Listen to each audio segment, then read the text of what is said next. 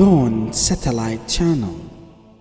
There is a verse in the Quran known as the verse of debt, in which Allah the Almighty taught the believers how to act when they take a loan, the etiquettes of taking a loan. When you take a loan, you have to document that loan, you have to write it down.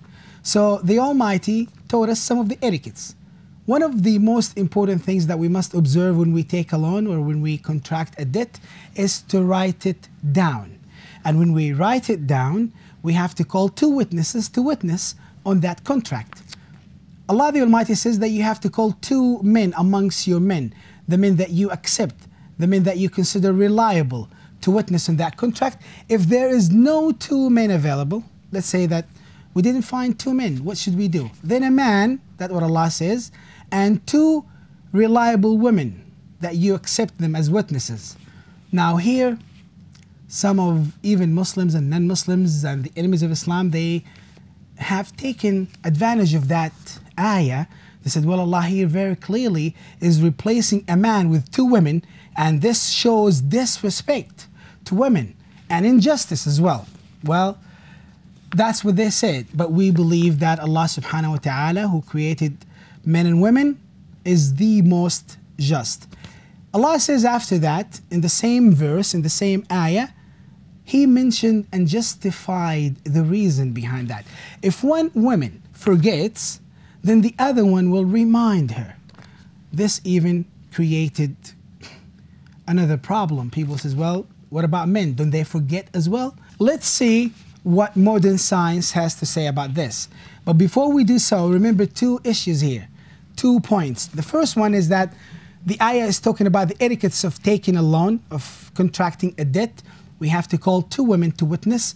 So the process contains numbers, figures, dates, installments. Remember this, because we need it. File it up in your memory.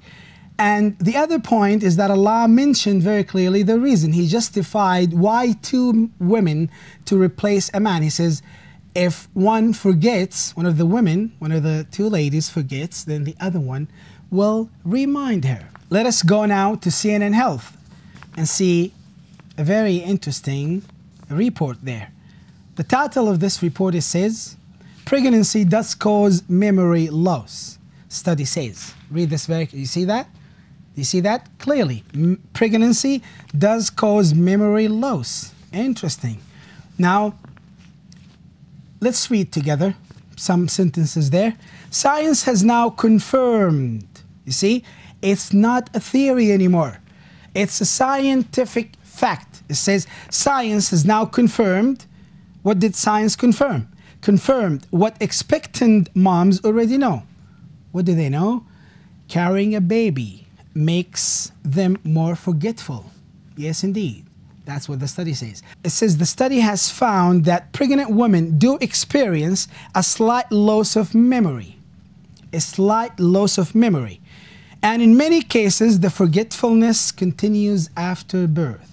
In many cases, it continues even after giving birth. And in the other part of the research, it says it continues for a year, even after giving birth.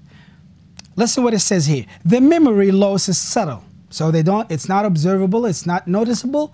It's something that is subtle, but it's there and usually involves unfamiliar or demanding tasks. Remember the details of the contract of taking a loan, the contract of the debt. It has a lot of details. It's not a very familiar thing that we do on a daily basis. So the study says that the memory loss is subtle and usually involves unfamiliar or demanding tasks. Also, it says, listen to this, is very important, very interesting.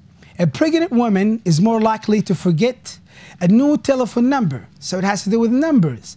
Remember, the loan contract has numbers, dates, installments, amounts of money that to be paid, etc.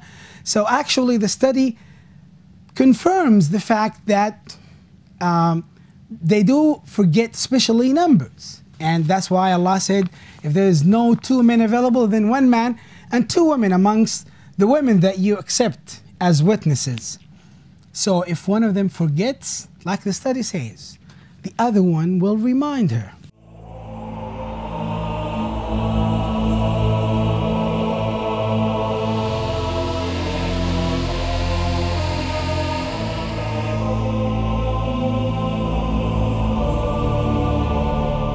Dawn Satellite Channel.